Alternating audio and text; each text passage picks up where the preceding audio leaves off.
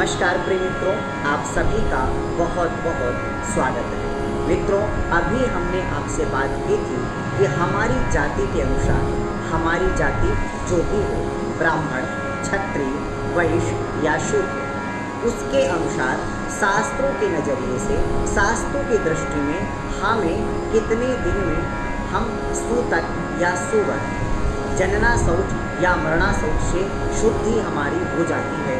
शास्त्र इस विषय पे क्या कहते हैं, हमें कितने दिन का सूतक या सुवर मानना चाहिए, कितने दिन का जनना शौच या मरना शौच मानना चाहिए। आज हम आपसे बात करेंगे कि ऐसे हमारे महत्वपूर्ण समाज के अलग अलग महत्वपूर्ण भूमिका निभाने वाले ऐसे कौन कौन से व्यक्ति हैं जिनको शास्त्रों ने सत्या शुद्धि की व्यवस्था दे रखी है। उनको जनना शौच और मरना शौच के प्रतिबंध से हटाया गया है। हमारा तात्पर्य यहाँ यह बिल्कुल भी नहीं है कि उनको जनना शौच या मरना शौच लगता ही नहीं है। यहाँ सिर्फ बात उनकी भूमिका की है, उनकी उपयोगिता की है।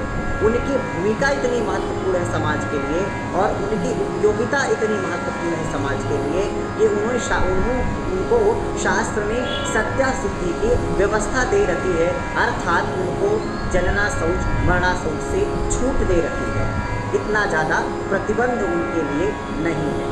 तो वे भाई हमारे कौन कौन से हैं, वे समाज के महत्वपूर्ण व्यक्ति कौन हैं, आइए जानते हैं। तो उनमें से सबसे पहला नाम है शिल्पकार का, जो पत्थरों का आकार बनाते हैं और पत्थरों का आकार बदल करके हमारे समाज को सजाते हैं, हमारे मंदिर घर को सजाते हैं। ऐसे शिल्पकार को भी इस व्यवस्था से छूट दे रखी है। उनको चाहे वह जनना शौच हो चाहे मरना शौच हो, उनको तुरंत ही इससे शुद्धि हो जाती है। इसके साथ में कारीगर भाइयों को भी इससे छूट दी गई है। वैद्य को भी, आपके डॉक्टर को भी, डॉक्टर का इलाज लेते समय कभी भी आपके मन में यह बात नहीं आनी चाहिए कि इनके घर में सूतक या सुवर लगा है। हमें उनकी महत्वपूर्ण भूमिका को सिर माथे रख करके स्वीकार करना चाहिए। इसके साथ में दास या दासी, नौकर या नौकरानी को भी हम उनकी सेवा लेते हुए हमारे मन में उनके घर में सूतक सुवर का विचार नहीं करना चाहिए। इसके साथ में नाई, जो हमारे बाल काटते हैं, उन भाइयों को भी ऐसी व्यवस्था शास्त्र ने दे रखी है कि उनके घर में जनना शौच और मरना शौच होने के उपरांत तुरंत ही वे शुद्ध हो जाते हैं, क्योंकि उनकी भूमिका ही इतनी महत्वपूर्ण है हमारे समाज के लिए। उनके बगैर हमारा समाज ना तो पूरा होता है और ना ही समाज के कार्य पूरे होते हैं।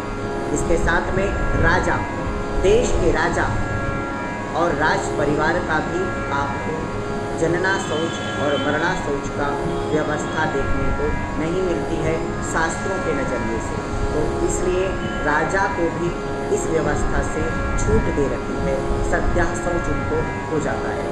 इसके बाद सन्यासी, जिसने जगत को छोड़ दिया है, परमात्मा के रास्ते की, परमात्मा की प्राप्ति के लिए निकल पड़ा है, ऐसे सन्यासी को भी जनना शौच मरना शौच का दोष नहीं लगता है या उनको ये प्रतिबंध नहीं लगता है। इसके साथ में ब्रह्मचारी, जो ब्रह्मचर्य का दीक्षा ले चुके हैं, वे ब्रह्मचारियों को भी जनना शौच मरना शौच से सत्या शुद्धि की शास्त्रों के अनुसार व्यवस्था दे रखी है। इसके साथ में क्षत्रिय ब्राह्मण, जो वेद वेदांत में पारंगत हैं, सुनकर के ही जिन्होंने वेदों को कंठस्थ कर लिया है और वैदिक प्रक्रिया के अनुसार ही अपने कर्म करते हैं, ऐसे क्षत्रिय ब्राह्मणों को भी हमें जनना शौच और मरना शौच उनको देखने को नहीं मिलता है शास्त्रों में, तो उनको भी इस व्यवस्था से छूट दे रखी है।